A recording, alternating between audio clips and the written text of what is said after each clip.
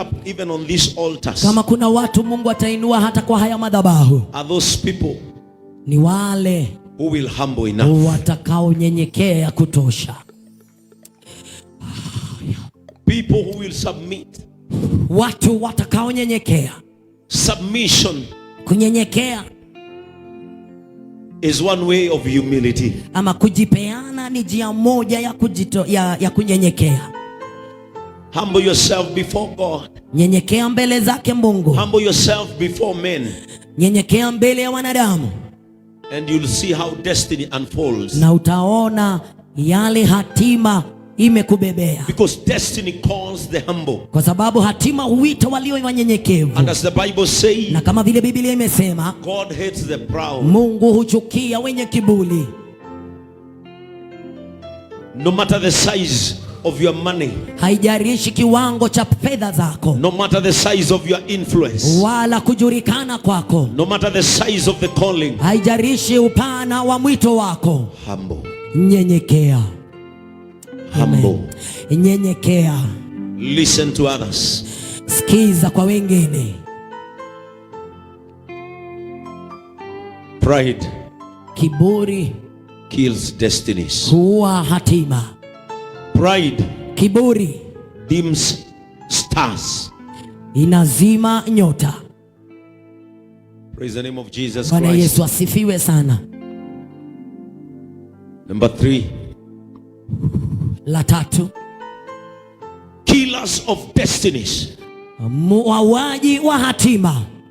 Nani ataturudishia hizi screen? Jione. Mtu akijiona anakaanga vizuri. Amen. Amina. No matter what, you have to safeguard your destiny. Haijalishi nini, lazima ulinde hatima yako. Because destiny, kwa sababu hatima, is the finality of what you have lived for. ni mwisho wa kile ambacho umeishi. Destiny, hatima, is the answer, ni majibu of the questions ya maswali that you have asked in your entire life. umejiuliza katika maisha yako yote. Destiny, hatima, is the result of your labor. ni matokeo ya kazi yako ngumu. You are not living for nothing. Hauishi tu bure, You are living for something. bali unaishi juu ya kitu. And this is my prayer for you this evening, Na hili ndo ombi langu kwenu jioni ya leo, that you will never miss your destiny. ya kwamba hautakosa hatima yako. No matter Amen. the slight mistake you have done in your life, Haijalishi makosa ambayo umefanya maishani. when you go back to Jesus Christ, Ukimrejea Yesu Kristo, when you go back to the ways of God, ukirejea njia za Mungu, He begins to realign your destiny. anaanza kutengeneza No hatima yako. matter your age, Haijalishi umri wako, no matter the distance, wala no matter the mistake, haijalishi makosa, come back to the mission. rejea katika kazi. Come back to yourself. Njoo kujirejesha mwenyewe, Find yourself again. jipate tena, Go back to that purpose. rudi katika You kusudi. were once a good pastor. Ulikuwa mchungaji You mwema, were once a good minister. ulikuwa mtumishi You mwema, were once a good business person. ulikuwa mtu mfanya biashara mzuri. Retrace back your ways. Rejesha njia Go zako, back to rudi your purpose. katika lengo lako, Because kwa purpose sababu lengo aligns destiny. inaelekea katika hatima. Purpose Lengo safeguards your destiny. inarinda You hatima. will never enter into your destiny Utawaingia katika hatima when you are out of the purpose. ukiwa nje ya lengo. Sharebezikataya. No matter the size of the battle, Haijalishi kiwango cha vita, don't quit. usiondoke. Amen. No matter how they have crushed you, Haijalishi vile wamekuvunja, don't quit. usiondoke. No matter the names they have called you, Haijalishi majina don't wamekuita, quit. usiondoke. Stay on purpose. Kaa katika Stay lengo, on purpose. kaa katika lengo. No one, Hakuna and I mtu, say no one, nasema hakuna will get you out of destiny atakaye kuondoa when you are katika hatima still in the purpose. wakati umekaa katika lengo. Don't give up. Usife moyo, Don't get out. usiondoke. Safeguard your purpose. Linda lengo lako. You are a musician. Wewe ni uipaji. No matter how they push you. Haijalishi No matter how they wanavyokusukuma. fight you. Haijalishi No matter the wanavyokupika. names they nickname you. Haijalishi majina. Stay Simama in the purpose. katika lengo.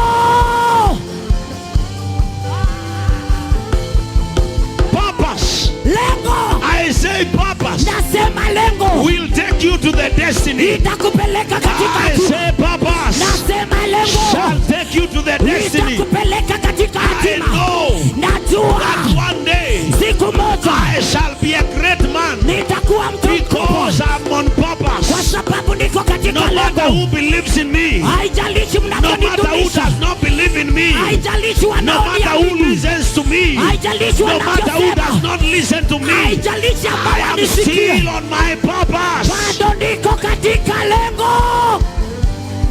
Eh! Eh! My purpose. Lengo langu. Tell your neighbor your purpose Lengo lako is more important ni ya maana than the sana voice kwa sauti of negativity. yaliyo Your kinyume. purpose Lengo lako is bigger ni kubwa than any noise. kuliko nasa Be on your makelele. purpose. Kuwa katika lengo. Eh! Safeguard your purpose Linda lengo lako and never allow anybody na usiwahi kubadilisha yoyote to fight your purpose. apige lengo lako. Safeguard your purpose. Linda lengo lako. Ah, haleluya. Haleluya. When you are in purpose, Ukiwa katika lengo, nobody. hakuna mtu. I remember Ninakumbuka when Jesus wakati Yesu went to Zacchaeus' area. alienda mahali pa Zakayo ama katika boma la Zakayo. Zacchaeus entered into purpose. Zakayo akaingia katika lengo. Everybody mocked him, Kila mtu alimgairi, but in him, lakini ndani yake he purposed. alikuwa na kusudi. He climbed that tree. Aliingia, alipanda katika mti. His purpose was to see Lengo Jesus. lake lilikuwa ni kumwona Yesu. Haleluya.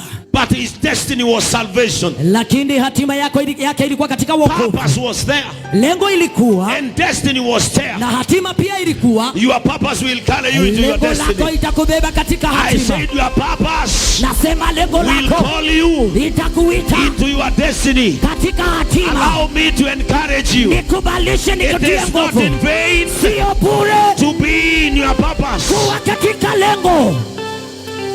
Sio bure. Continue praying. Endelea kuomba. Continue worshiping God. Endelea kumwabudu Bwana. Continue ministering in the church. Endelea kuhudumu katika That kanisa. is your purpose. Hiyo ndiyo lengo lako. Along the way, Lakini katika you njia shall greet your destiny. utasalimia hatima Along yako. the way, Katika njia you shall meet destiny helpers. utapatana na Along the msaidizi. way, Katika njia you shall meet destiny carriers. utapatana na wanaokubebea hatima. Your purpose. Lengo lako. Listen to me. Hallelujah. Another killer of destinies. Muuaji mwingine ndo huyu wa hatima. It is to be Ni kuwa in the wrong friendships. katika mahusiano yasiyofaa. Being in the wrong friendships. Kuwa katika mahusiano yasiyofaa. 1 Corinthians Wakorintho wa kwanza chapter 15 15 verse 33. mstari wa 33. 1 Corinthians Wakorintho wa kwanza 15. The people you spend the most time with will shape your thinking. The people Watu you spend the most of your time with them unaotumia muda wako mwingi na wao will shape your thinking, wataunda mawazo yako, your habits, tabia zako and your future. na hatima yako. Wrong relationships Uhusiano yasiyofaa can slowly pull you out, inaweza kukuondoa pole pole away from the purpose, mbali na hatima yako ama na lengo lako, without you realizing it. bila wewe kujua. Wrong relationships Uhusiano yasiyofaa friendship wisely. Chagua uhusiano vizuri. People who can strengthen your faith. Watu ambao wanaweza tia nguvu imani People yako. who can challenge you to become better. Watu ambao wanaweza kukusukuma ufanyike mwema. People who can point that mistake out. Watu ambao wanaweza kuambia ubaya wako. People you can listen to. Watu ambao unaweza wasikiza without being offended. bila kukasirishwa na wao. 1 Corinthians Wakorintho wa kwanza chapter 15 verse 33. 15 mstari wa 33. Give us that Bible verse. Tupeni andiko hilo tafadhali.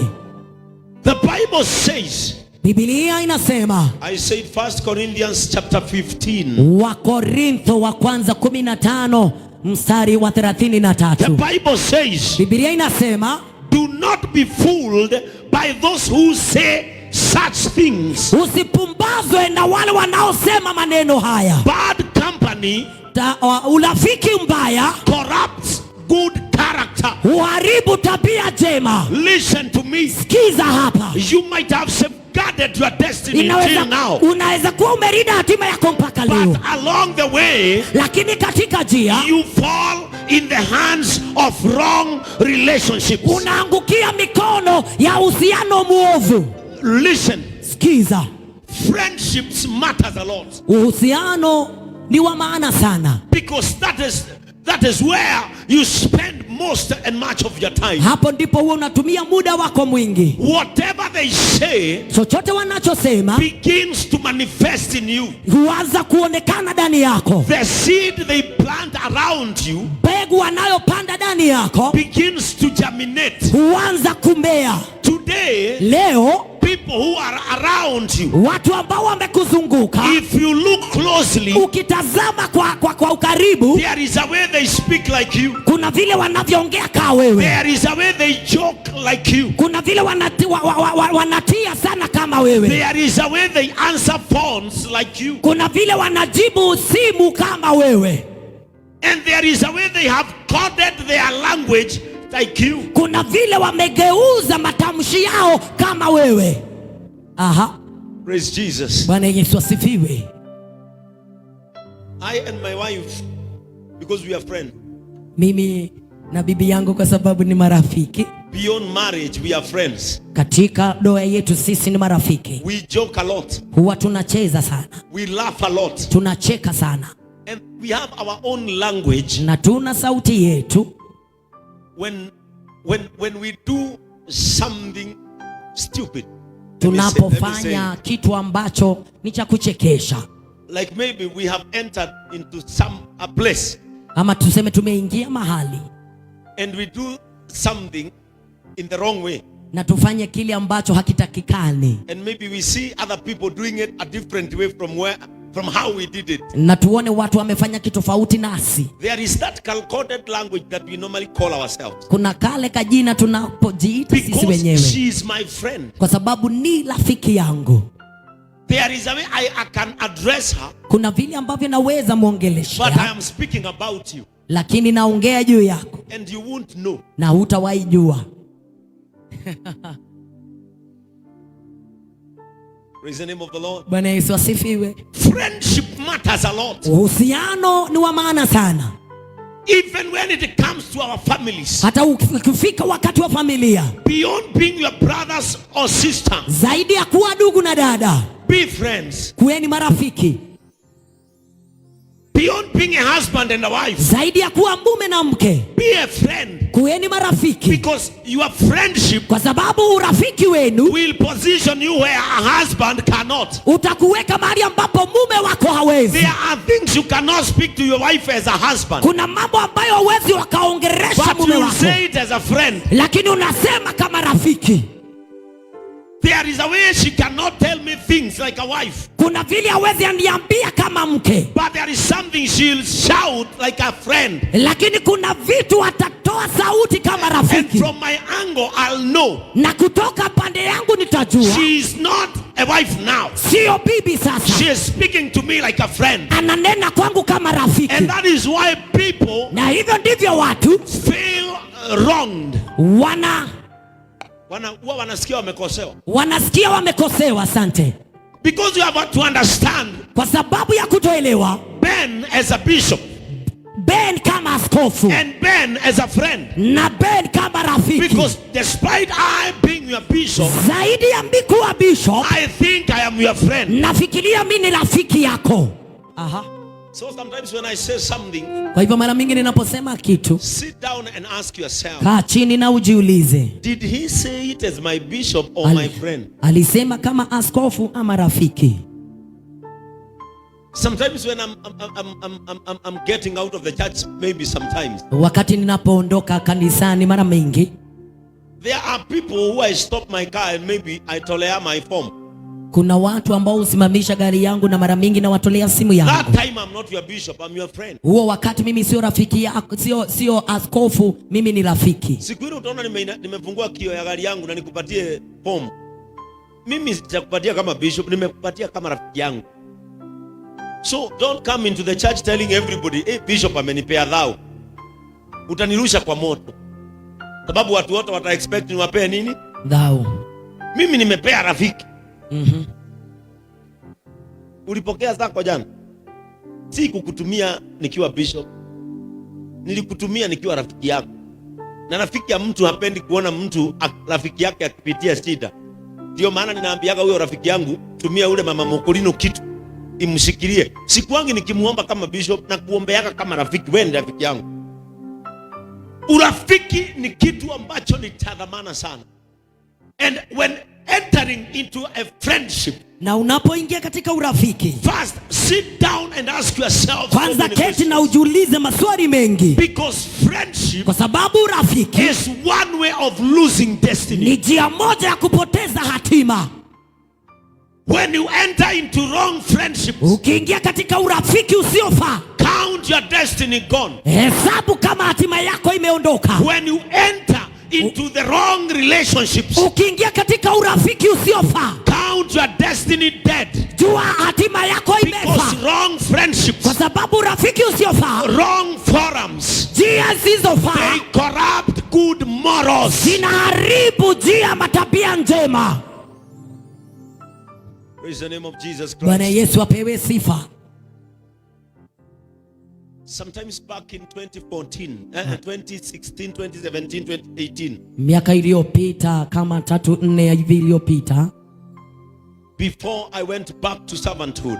Kabla ya nirejee huduma ama ukuhani. There is a place I loved going to reggae night. Kuna mahali nilikuwa napenda kwenda kucheza reggae. At Kahawa West. Pale Kahawa West. There was a petrol station there. Had a very posh kahoteli hapo. Kulikuwa na kituo cha mafuta, alafu hapo juu palikuwa na pahoteli. Yes, and when I was dating Reverend Joy, I took her there. Ask her. Na wakati nilikuwa namtongoza Reverend Joy, nilimpeleka pale, muulize yu hapa. And we normally went on Thursday. Was it on Thursday? It was on Thursday. Tulienda huko Alhamisi. Because I loved reggae music. Kwa sababu ninapenda nyimbo za reggae. But since I went back to servanthood, lakini wakati nilirejea katika ukuhani, I have never even gone back to know if it still exists. Sijawahi rejea kujua kana kwamba bado hiyo kitu ipo. Yes, I love that music. Ndio napenda hiyo wimbo. Not at the wrong place. Lakini sio mahali ambapo hapafai. In my car I can put a reggae song. Katika ndani ya gari langu naweza weka nyimbo za kirege. And not sin to anybody. Na nisimkosee mtu. Sasa mimi nikiweka song ya Bob Marley na niimbe in wherever you are remember me. I'm singing to my mother. Naimbia mamangu. That wherever she is in heaven. Kila mahali alipo mbinguni. Mama remember me. Mama nikumbuke. Pray for me. Niombe. Sasa kuimba hivyo nimekosea nani? We had Glenn Washington. He came here. Tulikuwa na Glenn Washington. Washington. You said Glenn who? Amesema Glenn nani? Ati Glenn Miriam Modongo. And when he came here, na wakati alipotutembelea, he sang gospel reggae music. Akaimba reggae za injili. And we felt blessed. Na tukahisi tumebarikiwa. And maybe the same song, na labda huo wimbo you can listen to it in a club, unaweza usikiza katika mahali pa kujivijali, and miss the words, na usikose neno, and take home the noise. na upeleke nyumbani makelele. Friendship environment should be clean. Urafiki na mahali ambapo When you upo unafaa kuwa enter clean. into wrong friendships, Unapoingia katika urafiki usiofaa, count your destiny dead. hesabu hatima yako kama People imefa. who cannot correct you in love, Watu ambao hawawezi kukuelekeza yatosha. people who will always tell you Watu wale watakao kuambia kila mara what you want to hear. kile ambacho unataka kusikia. Because let me tell you something.